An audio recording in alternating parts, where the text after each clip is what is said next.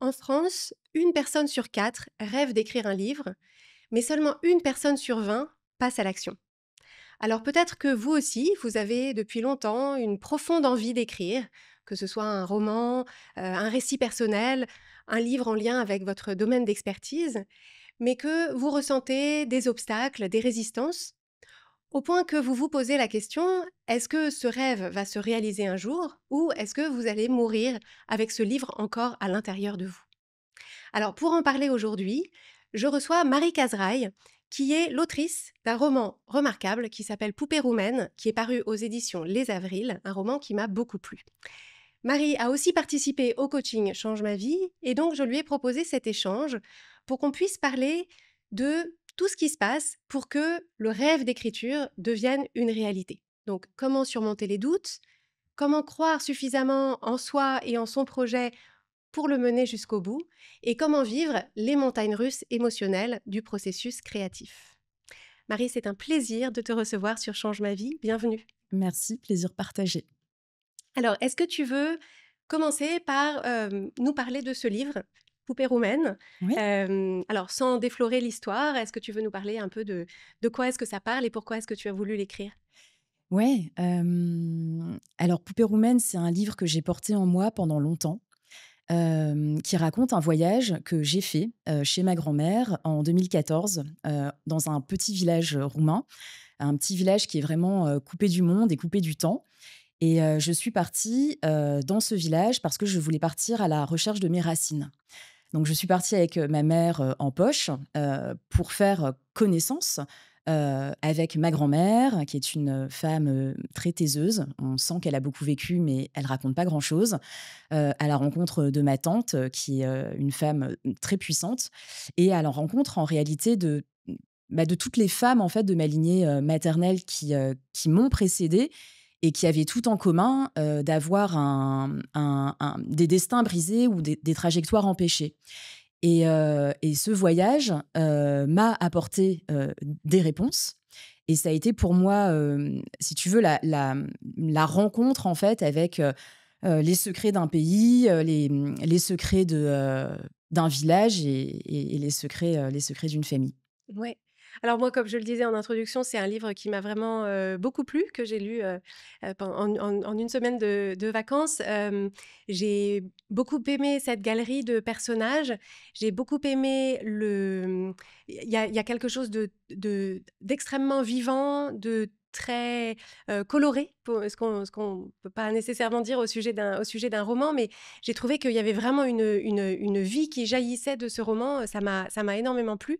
Et en même temps, ce que j'ai beaucoup aimé dans ta façon de raconter ces choses-là, c'est que, c'est un mode de narration qui demande au lecteur de relier les points. C'est-à-dire il y a des choses qui sont posées là, mais qui sont pas c'est ça ne il y a un mode de fiction qui est un petit peu une forme de fiction facile où on t'explique, voilà, les personnages, leurs enjeux, qui sont-ils, qu'ont-ils vécu, et cetera. Et là, j'ai trouvé qu'en tant que lectrice, Hem, j'étais très mobilisée pour essayer de comprendre qu'est-ce qu'il y avait à lire entre les lignes. Alors je ne sais pas si c'est ce que tu as voulu créer, mais c'était vraiment mon expérience de lecture. Bah, ça me fait plaisir que tu dises ça parce que, parce que dans mon intention, ce qui m'intéressait, c'était de mettre le lecteur ou la lectrice, dans la même posture que la narratrice. C'est-à-dire en posture de découverte et d'essayer de décoder, ce que la tante, ce que la mère, ce que la grand-mère ont bien envie de lui raconter quand elles ont envie de le raconter. Tu sais, c'est vraiment enfin retranscrire, ces repas de famille, ces moments en famille où on essaye un petit peu de comprendre, de poser des questions sur: «Ah oui, mais qu'est-ce que tu as vécu et qu'est-ce qui s'est passé pendant la guerre et pourquoi en fait il y a pas d'hommes dans la famille et pourquoi ceci et pourquoi cela?» Et en réalité, bah, en tout cas pour moi ça s'est passé comme ça. On commençait à me raconter des petits morceaux de souvenirs pour répondre à ma question, puis en fait on répondait pas du tout à ma question et j'avais vraiment la sensation qu'on agitait des chiffons rouges, tu sais, comme ça là sous mes yeux pour attirer mon attention par là, alors qu'en réalité, l'attention, elle devait être portée à un autre endroit, Oui. tu vois? Donc j'avais vraiment envie, un peu comme au théâtre, de mettre, bah, le lecteur dans cette expérience de c'est à toi, en fait, de créer le sens aussi qui t'appartient et de voir là où toi, ça te fait vibrer et ou toi, tu percuté, en fait, par le récit de ces femmes? Parce que c'est ça que je voulais, c'était donner vraiment redonner une voix à ces femmes. Ouais. Oui et c'est vrai que c'est très réussi dans le sens où, on entre dans un univers dont on ne comprend pas les codes. Enfin moi, la culture roumaine et Mmh. l'histoire roumaine, je les connais très peu Mmh. et donc en fait, on comprend qu'on est en train de vivre, en découvrant le livre, ce que toi tu découvres en arrivant et en faisant ce voyage qui est presque je ne sais pas si tu parlerais de voyage initiatique, mais il y a quelque chose de, enfin, il se passe quelque chose d'important au cours de ce séjour. Alors, donc moi, ça m'a vraiment, vraiment énormément plu. Et comme moi-même, j'ai des envies d'écriture. Alors, moi, j'ai écrit des livres, mais rien en termes de fiction. Mmh. J'ai aussi beaucoup aimé lire en essayant d'imaginer quelle était ton expérience d'écriture de ce roman qui est vraiment très, très singulier. Et donc, justement, est-ce que tu peux nous dire, toi, écrire, tu as toujours voulu écrire? Est-ce que c'est un projet qui t'habitait depuis longtemps? Alors j'ai toujours écrit. L'écriture, ça fait partie de ma vie. Jeune, ça passait par, un journal, tout simplement. Plus tard, j'ai été actrice un court temps dans ma vie, au début de ma carrière et très vite, j'ai découvert que ce que je préférais, c'était pas tellement d'incarner des personnages sur un plateau, mais ce que j'aimais, c'était écrire, en fait, pour les comédiens. Je me suis même écrit des seuls en scène. L'écriture pour les acteurs et notamment pour les actrices. Et puis après, il y a eu ce roman. Hem, mais si tu veux, même si l'écriture fait toujours partie de enfin, elle a toujours fait partie de ma vie, hem, il y a eu un temps de latence entre le moment où j'ai fait ce voyage et le moment où je l'ai véritablement écrit. C'est comme si le livre avait pris racine en moi avant q tu vois, qu'il arrive au bout de mes doigts pour que je puisse le retranscrire, tu Oui. vois, sur un cahier, quoi. Et tu as choisi, comme je crois, c'est le désir de beaucoup de personnes qui ont des aspirations d'écriture, tu as choisi d'écrire sur un récit, qui emprunte à ton histoire et à Mmh. celle de ta famille. Alors tu Mmh. appelles quand même ça un roman. Ouais. Hem, Est-ce que tu peux nous parler de l'expérience particulière que c'est de voilà, au lieu d'inventer quelque chose, voilà, même si est-ce que les écrivains inventent tout? Ça, c'est Mmh. encore une autre question, mais Mmh. voilà, là, en tout cas, c'est quelque chose de très lisible qu'il s'agit de ta famille et probablement ta famille a réalisé que c'était de ta famille qu'il s'agissait. Est-ce que tu peux nous parler de cette expérience-là? De l'expérience d'écrire sur sa famille, Ouais. bah, c'est un vaste sujet. C'est une expérience, où on traverse beaucoup d'émotions, et où on passe par des étapes. La première étape, c'est, pour moi, ça a été celle de l'évidence. C'est-à-dire que, écrire ce livre, c'est né là-bas. C'est-à-dire que je savais, au retour de ce voyage que j'ai romancé, qui dure 6 jours, je savais que j'allais écrire un livre et je savais que ce livre allait s'appeler Poupée roumaine. Hem, Après, il y a eu le temps de l'autorisation. Comment je me suis, moi, autorisée à écrire sur ma famille? Parce qu'à partir du moment où on écrit sur sa famille, en tout cas mon expérience, ça a été le jaillissement de plein de freins. Le premier frein, ça a été, je veux pas les blesser. Le deuxième frein, ça a été, bah, je suis qui, moi aussi, pour les enfermer dans mon récit à moi? Comment je fais pour trouver la juste distance? Comment je m'en inspire pour raconter une histoire? Parce que c'est pas enfin, c'est à la fois c'est un roman parce que c'est inspiré de ce voyage.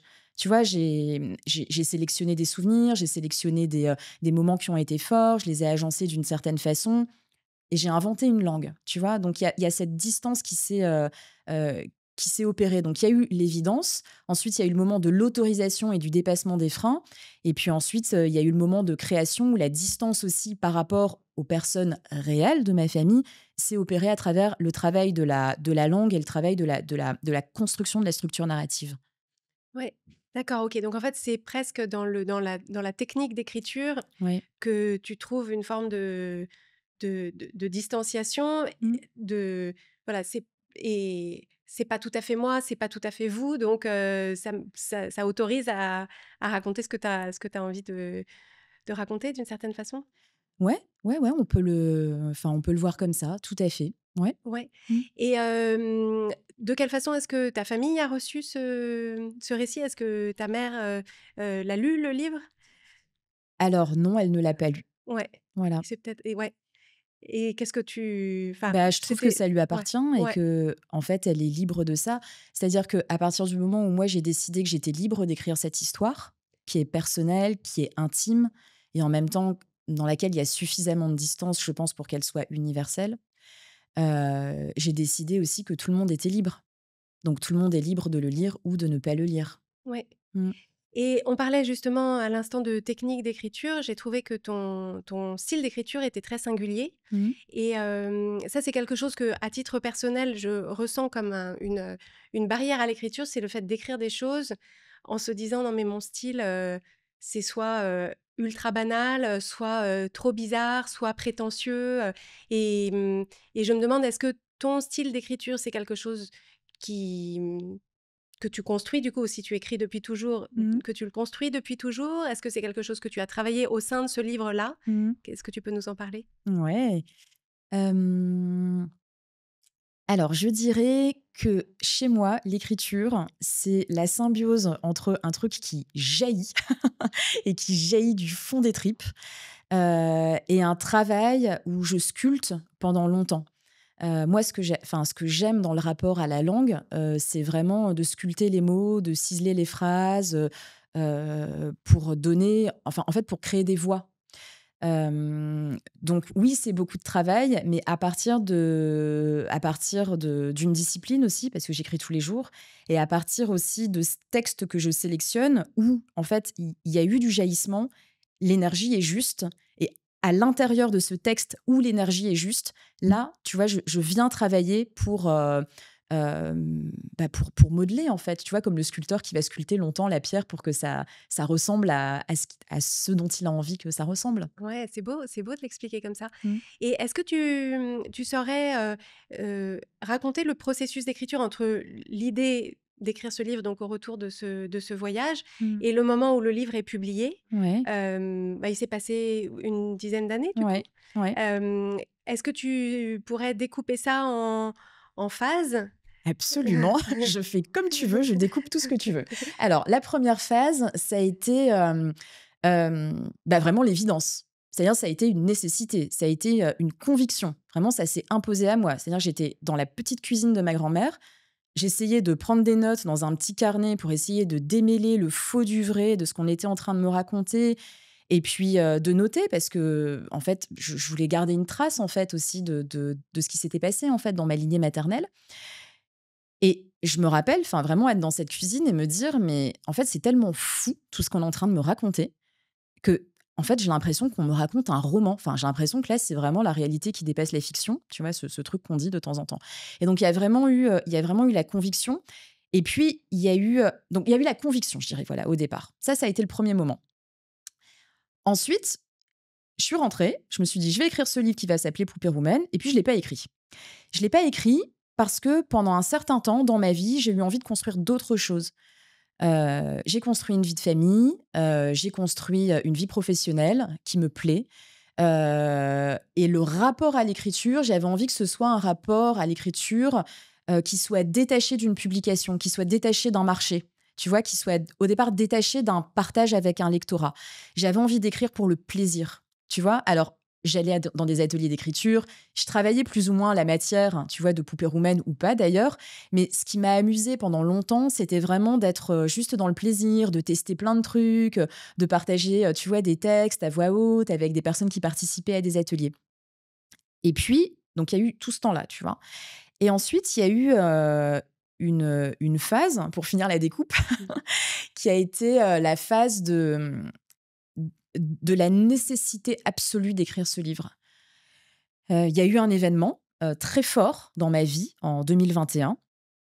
Heu, je suis mère, de 2 enfants et il s'est passé quelque chose pour moi où je me suis dit: «Maintenant ces histoires de famille, elles vont rester dans un livre. Elles vont être consignées à cet endroit. Ces histoires, moi je vais pas les transmettre à mes enfants de la manière dont elles m'ont été transmises». C'est-à-dire comme des vecteurs d'empêchement de vivre, en fait. Tu vois? Comme des récits qui emprisonnent.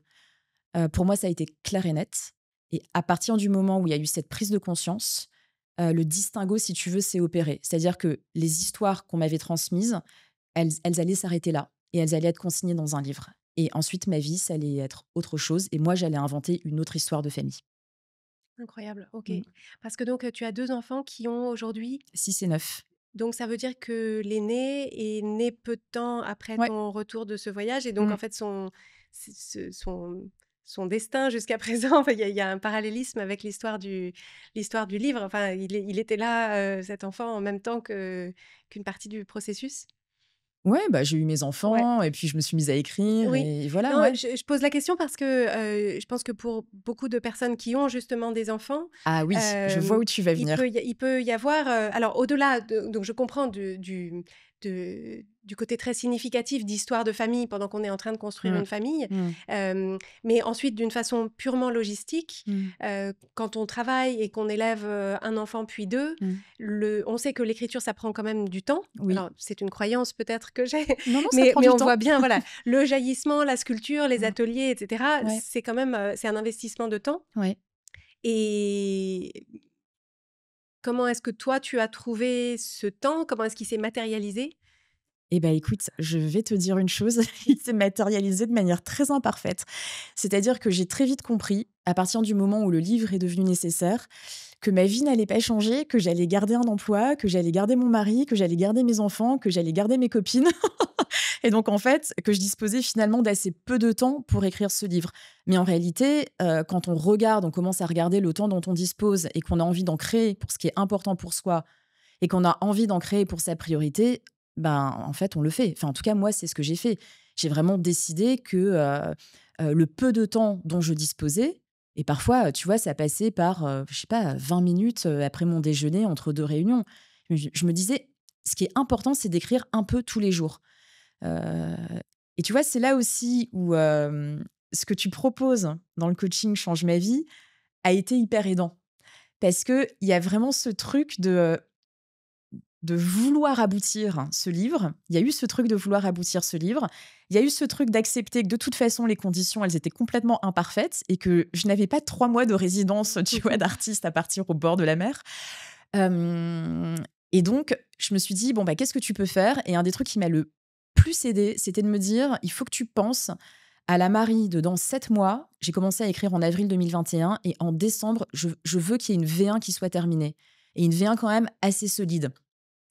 Et en fait, j'arrêtais pas de me connecter à la Marie de décembre 2021, quoi, tu vois? Qui m'encourageait à distance et qui me disait: «Allez, vas-y, cocotte, quoi. Ouais. Écris même 5 minutes tous les jours, 10 minutes, 1 heure quand tu peux, dégage du temps». Parce qu'en fait, à la fin, c'est tous ces petits morceaux d'écriture, c'est cette endurance, c'est cette persévérance, c'est tout ce que tu auras fait créer, enfin, fait naître, en fait, au jour le jour, qui, en fait, aboutira à la fin à un livre. Ouais et ça, je pense que c'est super inspirant pour, les personnes qui nous écoutent et qui justement se disent: «Pour écrire quelque chose qui ressemble à quelque chose, il faudrait que j'ai, de larges plages de temps, Ouais. un bureau à moi qui regarde la forêt et puis peut-être une semaine devant moi avec, on me livre les repas, Oui, absolument. au Non. déjeuner et au dîner» Mmh. et le fait de se dire voilà, c'est un roman qui est quand même, voilà, je trouve que c'est un roman remarquable et qui a été écrit à coup de, 20 minutes par-ci, 20 minutes par-là en élevant des enfants, en Mmh. travaillant et en ayant une vie sociale, Mmh. c'est très inspirant, donc c'est possible. Alors non seulement c'est possible, mais en plus, comment dire? Moi, ça fait partie de mon équilibre. J'ai pas envie de m'arrêter de vivre toute ma vie pour écrire. Je sais qu'il y a des écrivains qui s'arrêtent et qui s'isolent beaucoup. Alors ça m'arrive, tu vois, de temps en temps, là, je suis en train d'écrire d'autres livres et quand mes enfants, sont en vacances chez mes beaux-parents, mes chers beaux-parents que je bénis, je me prends, tu vois, une semaine, tranquille, et puis à ce moment-là, tu vois, je crée les conditions aussi pour avoir cet isolement. Mais je trouve aussi un équilibre à marcher, en fait, sur mes 2 jambes, quoi. Tu vois? Il y a la jambe artiste et puis, il y a la jambe de toutes mes autres facettes. Ouais. Je voudrais qu'on parle un petit peu du processus créatif Ouais. et de la dimension émotionnelle de ce processus créatif, Mmh. puisque voilà, moi, c'est vraiment ce qui me passionne. Le doute, à mon sens, c'est le compagnon constant de la Mmh. création. Mmh. Et est-ce que tu peux partager avec nous des moments de doute que tu Mmh. as pu traverser et comment tu les as surmontés? Bah, tu le dis très bien. Oui, le doute, c'est le compagnon constant de la création et c'est important qu'il soit là, le doute, parce qu'il guide beaucoup. Hem, pour moi, si tu veux, le doute, c'est la nécessité de se poser des questions et surtout d'y apporter des réponses. Hem et le doute, il est tout le temps là et moi, je trouve qu'il est oui, c'est ça, enfin, c'est vraiment un très bon guide à écouter. Hem, à chaque fois que j'ai lutté d'ailleurs contre le doute, tu sais, ça me faisait un peu l'effet, tu sais, comme avec mes enfants qui me tirent la manche pour me dire: «Maman, Ouais. maman, maman» et c'était le doute. Non, mais j'aimerais bien que là, quand même, on regarde dans ce doute, tu vois? Parce qu'il y a quand même quelque chose à aller regarder là-dedans. Hem, en fait, il y a plein de natures de doute. Tu vois, il y a le doute, en tout cas, moi, ce que je peux raconter, c'est, par exemple, le doute sur l'écriture. Par exemple, parfois, je bloquais sur des chapitres. Hem Je doutais, je me disais: «Non, mais là, ça fonctionne pas, la voix du personnage de la mère n'est pas assez claire, les enjeux sont pas suffisamment, bien nommés ou bien distincts. Alors, qu'est-ce que je fais de tout ça?» et quand je ressentais, tu vois, du découragement ou de l'abattement, je me tirais les cheveux en me disant: «Mais je vais jamais y arriver», hem, je me disais c'est hyper drôle, mais en fait, je me disais: «Écoute Marie, alors c'est très simple, hem» Tu as gravi, l'Everest familial par la face nord. Tu es allé déterrer tous les secrets de famille, donc ton petit chapitre 3. Je pense que tu vas réussir à surmonter ça. À mon avis, ça n'est qu'un vague petit talus, là, dans ton horizon. C'est un petit obstacle, en fait, un petit caillou dans ta chaussure qui fait partie du chemin et en fait, ça va bien se passer. Donc l'humour, ça m'a quand même beaucoup aidé, tu vois, pour, dépasser, tu vois, des petits moments de doute dans le processus créatif, au moment de la création, tu vois, et de l'écriture. Ça, c'est une première nature de doute. Je voudrais juste, Ouais, intervenir juste pour souligner quelque chose, c'est qu'en fait, pour moi, à t'entendre, il y a une distinction que je veux souligner, c'est que c'est de l'humour et une forme d'autodérision, mais c'est un humour complice. C'est-à-dire complètement. que je n'entends pas là-dedans, et je le dis surtout pour les personnes qui nous écoutent, franchement, tu vois, enfin, je veux dire, c'est pas ton petit talus de rien du tout, et genre ton chapitre 3, c'est bon, tu vas en accoucher Ah bah non, pas du maintenant. tout, sinon ça ne marche Voilà, pas. exactement. Et en Mmh. fait, je veux juste souligner ça parce qu'il peut y avoir voilà, une sorte de confusion sur ce discours intérieur qui est effectivement là humoristique, mais ça ne minimise pas la difficulté que ça représente. Mmh. C'est plus pour t'encourager que pour te faire honte, quoi, de Bah buter sur le talus. bah, carrément, parce que en plus, les pensées de honte, toutes les pensées d'empêchement, et puis l'autodérision, tu vois, à l'encontre de moi-même, bah, ça, c'est des mécanismes, enfin, j'imagine qu'on a tous. En tout cas, enfin, moi, je peux te dire, c'est festival, à l'intérieur de ma tête, très souvent et oui, bah, si tu veux, cette complicité, cette tendresse, oui, cet humour, ça permet, de faire baisser toutes ces petites voix qui sont pas du tout aidantes, en Ouais. fait, tu vois? C'est hyper solitaire l'écriture, donc Oui, oui, c'est vachement important de savoir, bah, parfois, se prendre un peu par la main, quoi. Surtout quand on n'a jamais été pris par la main. oui. C'est une sacrée compétence à développer. Je peux te dire que pendant l'écriture de Poupées roumaines, je l'ai vachement développée cette compétence. Et Hem, donc, pardon, je t'ai ouais, interrompu, tu allais parler une exactement, deuxième famille de doutes. exactement. Il y a la nature du doute pour moi qui est intervenue, et qui va avec, l'autorisation. Tu vois? Être auteur, autorisation, c'est exactement la même racine. Quand je me suis autorisée à envoyer, mon manuscrit à des maisons d'édition. Là, vraiment, j'ai eu une phase de doute. C'était difficile, je n'osais pas, j'avais peur des refus, j'avais peur, de pas y arriver, et en fait, bah, là, c'est pareil, il y a un moment, je me suis dit: «Bah, oui, mais là, c'est l'épreuve du réel. Donc en fait, des refus, tu vas en avoir et en fait, c'est normal. Ça fait partie du parcours d'écrivain». Oui, c'est pas évident, c'est une phase c'est un peu comme quand tu lâches ton bébé à la crèche, quoi. Et en plus, tu as pas rencontré les nounous. Tu sais même pas T'as si pas les eu la nounous phase vont d'adapter la phase non, de t'as c'était pas quoi la la phase phase d'adaptation? d'adaptation, Ouais, tu c'est ça. pas la phase d'adaptation, tu pas rencontré les nounous, tu pas sûr que les nounous trouvent que ton enfant est fantastique, donc tu es un peu en train de lâcher Ouais. ton bébé dans la Et nature. est-ce que tu arrives à te souvenir quand tu envisageais d'envoyer ce manuscrit, heu, la peur qu'on le rejette, derrière, c'était quoi? C'était que du coup, le projet ne soit jamais publié? C'était ce que tu allais en tirer comme conclusion sur la qualité du texte ou sur ta valeur en tant qu'autrice? Ou, Ah bah, j'ai tout qu'est-ce eu. que c'est? Ouais, c'était tout. Ah bah, j'ai tout OK. eu, évidemment. Ouais, Alors, si c'est pas publié, ça veut dire que moi, intrinsèquement, je suis nulle, que mon texte n'est pas valable, bah, j'ai tout eu, ouais, évidemment. Et puis, en fait, non, c'est pas ce qui s'est passé. Parce que j'ai persévéré et que j'ai décidé d'aller au bout. ouais. Mmh. Tu vois, j'ai envoyé petit à petit. J'ai pas envoyé tout, tout de suite et Oui, j'ai tu as choisi. trempé les doigts de Mmh. pied dans Ouais, tu ouais, as fait de la titration, sur ouais. les Mmh. d'accord, très bien. Et est-ce que, au cours du processus d'écriture, tu as identifié d'autres blocages ou d'autres croyances, que tu avais, qu'il a fallu surmonter? Alors peut-être avec l'aide du coaching ou d'autres façons? Hem, alors on a déjà parlé des freins quant à la famille. Hem, En tout cas, enfin ça me permet peut-être aussi de le redire, il y a rien de plus fort que de décider qu'on est l'auteur de sa propre histoire et on peut se donner à soi-même l'autorisation de partager sa propre histoire. Hem, Tu sais, quand j'écrivais, il y a des personnes qui m'ont demandé: «Mais pourquoi t'attends pas, que toutes les Qu'on personnes soit que» morte, ouais. oui, «soient Ouais. mortes».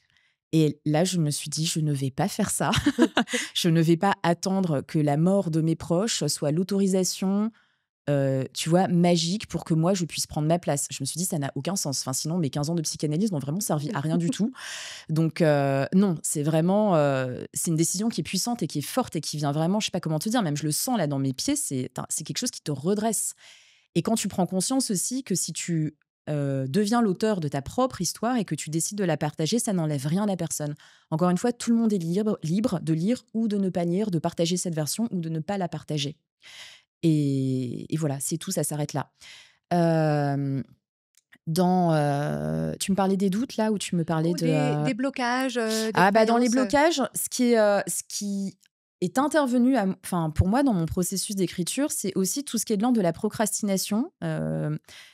Je pense que j'ai une petite médaille d'or en procrastination. J'ai vachement de il y a du stratégies. monde sur ce podium, hein. Oui, je sais, on est beaucoup à se tenir, par les épaules. Ouais, la procrastination, mais ça, c'est pareil, tu vois? Heu, J'avais participé à une masterclass que tu avais donnée, sur la procrastination et j'avais vraiment eu un déclic, en comprenant que la procrastination, c'est une action. C'est pas une fatalité, tu vois? Et ça m'a permis de me dire que, bah, en fait, j'avais du pouvoir sur mes actions. Donc je pouvais décider à un moment d'avoir ma procrastination qui faisait en fait partie de mon rituel d'écriture. Je m'installe à ma table, je me lève immédiatement pour aller me faire un café. Je reviens et je me relève immédiatement pour me faire un thé parce que je veux m'hydrater. Et ensuite, je me relève une fois parce que, tu vois, c'est quand même hyper important de faire ma machine à laver à ce Et oui, moment-là. j'y pensais tout de suite, accrocher le linge. Bah voilà, c'est vraiment, Non, parce que si ça reste dans le tambour, après ça sent le moisi, donc c'est maintenant. exactement, c'est vraiment absolument nécessaire. Donc en fait, finalement, j'ai accepté que tout ça, ça fait un peu partie de mes rituels. En revanche, ce que j'ai réduit, c'est la distance. Enfin, là, pardon, la distance, c'est La durée? la durée. Ouais, Ouais, c'est la durée. Tu vois, je suis passée de 3 heures de procrastination à, on va dire, 30 minutes. Tu vois, ouais. c'est OK. En tout cas, pour moi, c'est OK. Ouais, ouais, c'est chouette et je me dis de la même façon que quand on fait une activité sportive, on commence par s'échauffer, Oui. ça peut être une forme de voilà, d'approche, voilà, on s'approche de l'écriture, à sa façon, ouais. Bah, tu sais, ça me fait penser à Nadal quand il jouait Roland-Garros. Tu sais, il tapait tout le temps avec sa raquette sur ses pieds. Il avait toujours Oui. les mêmes tics. Je me suis dit, bon, bah, c'est mon truc à moi de Oui, c'est Nadal. ça. Sauf que toi, après, le linge est accroché Oui, voilà, c'est ça. Au moins, c'est utile. et tu as un thé, devant toi. J'ai trouvé ça très fort ce que tu évoques sur, cette idée de se réapproprier son propre récit. Ouais. Je paraphrase un peu, c'est pas exactement comme ça que tu l'as souligné parce que, enfin que tu l'as exprimé, parce qu'en fait, il me semble que au-delà du choix de narration qu'on fait, si on écrit effectivement un récit personnel, c'est d'une façon plus générale l'histoire qu'on se raconte sur soi, sur ce qu'on a vécu. C'est un des outils de coaching qu'on utilise beaucoup. C'est j'ai vécu une situation, j'ai rencontré des difficultés, et selon que je raconte mon histoire d'une façon ou d'une autre, mon regard sur moi-même change. Et je ne sais pas si ça, tu as vu un parallèle entre la façon dont toi, tu peux te raconter ta vie en général et la façon dont tu as choisi de raconter cette histoire. Si, mais j'en vois tellement trop que je ne sais même pas par où D'accord, ok. commencer. Hem, alors il faut que tu m'aides là. Bah, en fait, en tout cas, ce que je peux, donner comme, comme éclairage pour, expliquer ma pensée, c'est, ce que moi je vois beaucoup en coaching, c'est des personnes à qui finalement on a raconté leur histoire. C'est-à-dire, elles ont vécu certaines situations qu'elles se racontent comme leur entourage ou la société leur entourage ou la société leur a proposé une façon de raconter, je sais pas, un échec professionnel, une difficulté qu'elles ont eue dans leur scolarité et cetera. Et où en fait, une des façons, et pour moi, il y a quelque chose autour de l'âge adulte et de l'émancipation, une façon de se réapproprier ça en se disant: «Non, en fait, moi, c'est pas comme ça que je vais raconter cette difficulté professionnelle ou personnelle ou cette rupture et cetera. En fait, moi, je vais la raconter avec un récit qui me met dans une position d'héroïne». Alors pas l'héroïne au sens, je suis le centre du monde, mais comme quelque chose qui m'a appris, qui m'a fait avancer et que j'emporte avec moi et qui me donne plus de pouvoir sur le reste de ma vie plutôt que moins. Et c'est un peu, c'est et en fait, moi, ce que je perçois dans l'histoire que toi, tu racontes, dans ce livre et avec ta famille, c'est que, heu, finalement, on te voit au début comme étant un personnage un petit peu excentré. Mmh. C'est-à-dire, tu arrives un petit peu sur la pointe des pieds, tu regardes où est-ce que tu vas pouvoir t'insérer, et en fait, la simple existence du livre, heu, veut dire que, enfin, te place au centre. Alors, tu es la narratrice, mais tu es aussi, l'autrice. C'est toi qui commandes, en fait, et je trouve ça hyper fort, comme parallèle avec la façon dont on peut se sentir dans sa vie. Ouais, mais je suis d'accord avec absolument tout et c'est absolument tout ce que raconte mon livre parce que, dans le livre, il y a 6 jours et à la fin de ces 6 jours, on a accès au carnet de la narratrice qui commence à noter et qui essaye plein de formes artistiques. Elle essaye d'écrire des poèmes, elle essaye de puis aussi pour, enfin essayer de mettre du sens et puis, exprimer aussi parce qu'il y a beaucoup d'émotions quoi dans tout ce qu'elle traverse avec cette famille et on la voit en fait petit à petit, heu, elle aussi tirer les fils en fait et recréer du lien, et naître aussi en tant qu'autrice, de sa propre trajectoire, de sa propre destinée. Parce qu'en fait, elle s'émancipe, c'est une histoire d'émancipation, Mmh, c'est une histoire d'émancipation des récits, mais c'est aussi une histoire de mise en lumière des secrets et oui. des ombres, qui sont très fortes, dans cette histoire de femmes qui vivent les unes sur les autres et qui entretiennent, des relations, hem, plus qu'étonnantes. Donc oui, c'est l'histoire, d'une émancipation, c'est l'histoire, de la mise en lumière sur des secrets, sur des vérités et c'est quand on met en lumière des secrets comme ça et qu'on peut les nommer et qu'on se réapproprie aussi tout un pan de son histoire et de son récit et on se dit: «Peut-être que cela ne m'appartient pas. Peut-être que ça appartient aux femmes qui m'ont précédée, qui ont pas pu se dépatouiller de ça, mais moi je peux aujourd'hui décider de le nommer et je peux aujourd'hui décider d'inventer autre chose en fait pour moi Oui, et de le déposer et de le dans un déposer livre, et dans un puis le livre, livre». on le Ouais, on le absolument. pose, on le fait lire. Ouais. Alors qu'est-ce qui a changé en toi, Mmh. justement dans ton évolution personnelle, entre le moment où tu t'es dit: Je vais écrire ce livre», donc le moment dans la cuisine de ta Mmh. grand-mère, Mmh. et le moment où le livre est paru et peut-être, aujourd'hui? Voilà, de quelle façon est-ce que c'est une expérience transformatrice pour toi? Déjà, c'est une expérience, très, puissante de publier, un roman. Pour moi, ça a été une grande joie, ça a été une source de fierté, ça a été, un lieu de rencontre parce que j'ai pu partager avec des lecteurs et des lectrices.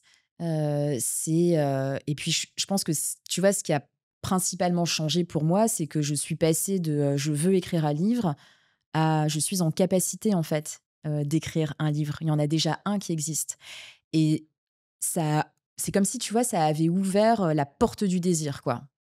Tu vois, c'est hyper puissant, quoi. C'est vraiment je suis autrice de ma vie, je suis autrice de mes narrations, je suis autrice de mes récits et en fait, j'ai plein d'histoires à raconter Ouais. et j'ai envie d'en raconter plein. Mmh. Donc ça, c'est très, très fort. Ouais.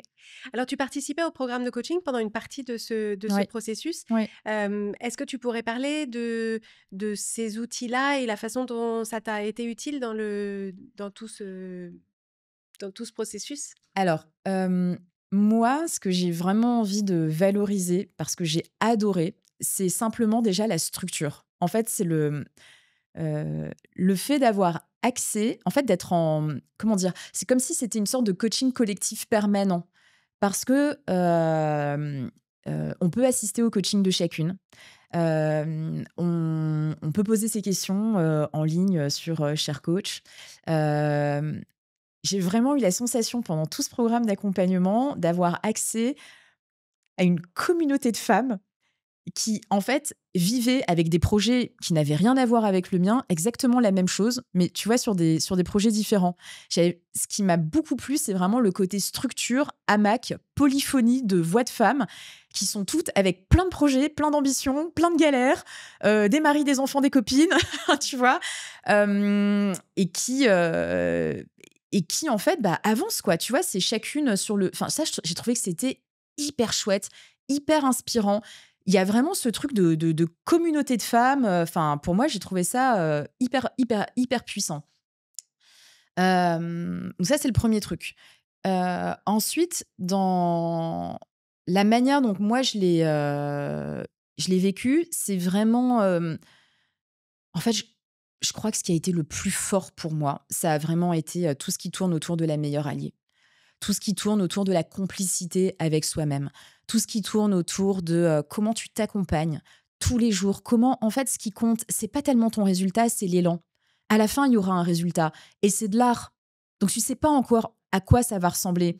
Tu as des idées de ce à quoi tu aimerais que ça ressemble, mais, c'est un processus en fait, l'art. Et moi, ce qui me plaît vachement dans ce que tu proposes, c'est la valorisation du processus. C'est hyper en lien avec le processus artistique. Ouais. Bah, je suis très contente, en miroir de ce que tu me disais tout à l'heure, je suis très contente que tu le restitues comme ça. Et autre chose, mais peut-être au-delà aussi, tu vois, enfin de l'écriture du livre, moi j'aime bien ce que tu dis. Tu dis: «Créer la vie extraordinaire qui vous ressemble», hein, c'est ça? Mmh. Tu dis pas: «Devenez quelqu'un d'extraordinaire». Et moi, je trouve ça magnifique. T'as pas besoin de devenir, quelqu'un d'autre. T'as pas besoin de devenir, heu, tu sais, un truc qui est galvaudé, moi, qui me plaît pas et d'ailleurs qui n'est pas du tout chez toi, c'est ce truc de la meilleure version de soi-même. C'est pas ça du tout. C'est en fait, sois qui tu es, hem et définis tes critères de réussite à toi.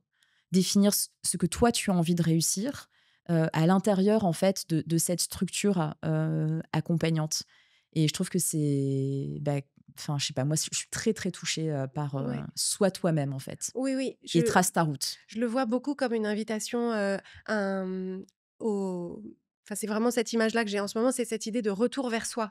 Mmh. C'est-à-dire, je me suis beaucoup éloignée à essayer de me conformer, de plaire, de faire ce qu'on attendait de moi et en fait, ça m'a un petit peu éloignée de moi et donc est-ce que je peux repasser par chez moi et puis après peut-être je repartirai dans le monde, Mmh.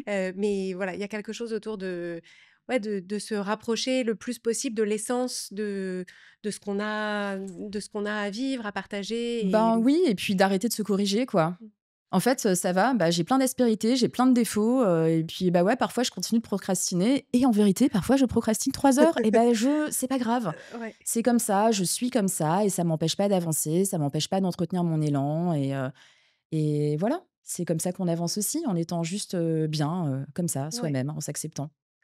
Et donc aujourd'hui, est-ce que tu peux nous parler donc tu as, parlé d'écriture de livres au pluriel. Ouais, Donc, tu as d'autres projets qui ont pris la suite? ouais, absolument. J'ai, 2 projets d'écriture, 2 romans. Donc, Que écoute, tu fais avancer que en je fais parallèle? avancer en parallèle, tu vois? Voilà, c'est mes 2 petites casseroles sur le feu, donc parfois je suis très concentrée sur l'une et parfois je suis très concentrée sur l'autre. Peut-être qu'à la fin ça fera un plat commun, Oui, je ne sais pas un encore. chapitre en alternance, s'il y a des vocales comme Voilà, ça, ouais. voilà, Mmh. mais en tout cas, voilà, l'écriture de romans, se poursuit.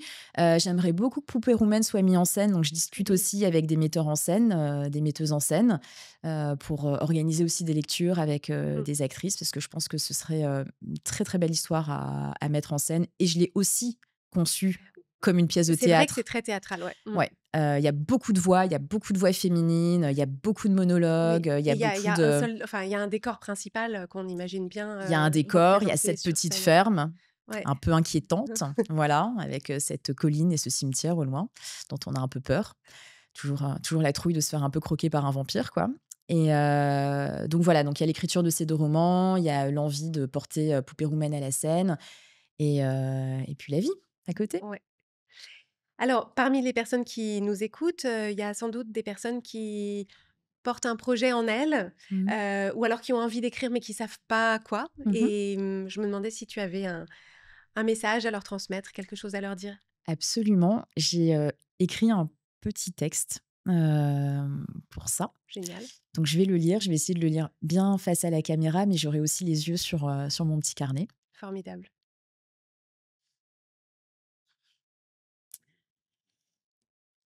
À celui ou celle qui porte une histoire en elle ou en lui et qui n'ose pas, je lui dirai: «Ose, partage, écris, avance». Quels que soient les obstacles internes ou externes sur lesquels tu butes, écris. Écris tous les jours.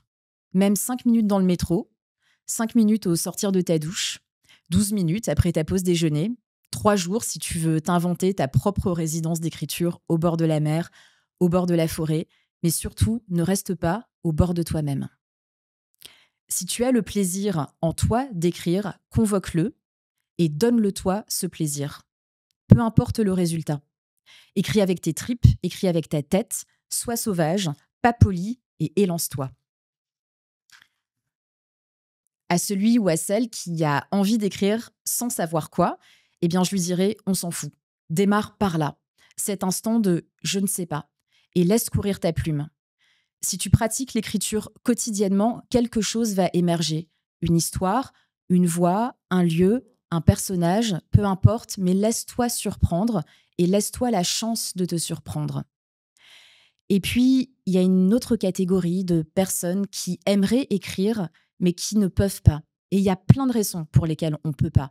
On ne peut pas parfois malgré soi ou on ne peut pas parce que les conditions ne sont pas réunies.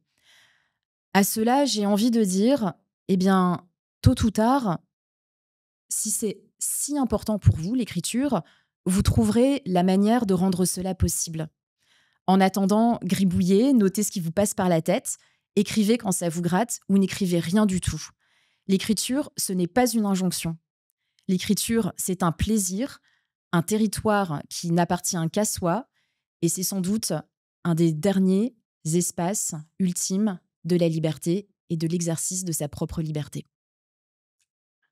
Merci Marie, comme c'est beau, comme c'est beau et ça me fait penser, aux épisodes de Change ma vie qui s'appellent les antidotes et donc tu nous as fait un antidote à l'envie d'écrire, qu'on n'arrive pas à matérialiser donc c'est très beau. Merci beaucoup. Merci pour ce texte. Merci beaucoup à toi. J'étais ravie Marie de t'accueillir sur Change ma vie donc à nouveau, pour celles et ceux qui nous écoutent, Poupée roumaine aux éditions Les Avrils, je vous le recommande chaudement et merci Marie d'avoir écrit ce livre, merci d'être venue nous en parler.